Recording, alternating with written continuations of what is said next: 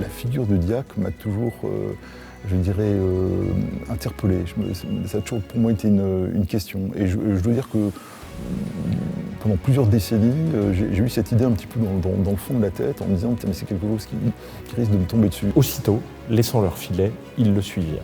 Et là, je me suis senti appelé. Si mon voisin me pose cette question, voisin, une fois de plus que je ne connais pas, c'est peut-être que quelqu'un d'autre la pose à travers lui. J'ai été donc recevoir la Sainte Communion, toujours avec cette question qui me trottait dans la tête. Et en recevant la communion, j'ai dit Amen. Et ce qui caractérise le Dieu diacre, c'est avant tout la notion de service. Vous savez qu'on appelle le diacre le ministre du seuil.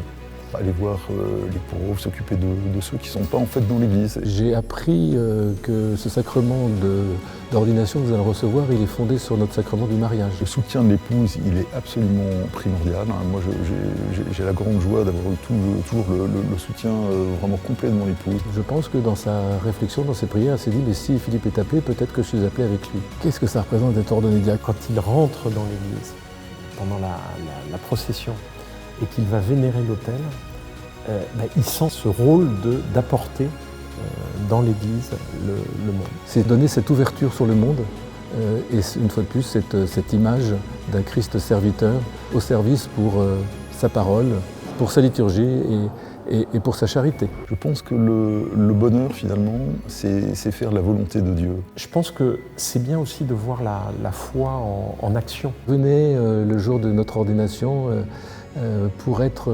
présent et prier avec nous, prier pour nous et prier pour l'Église.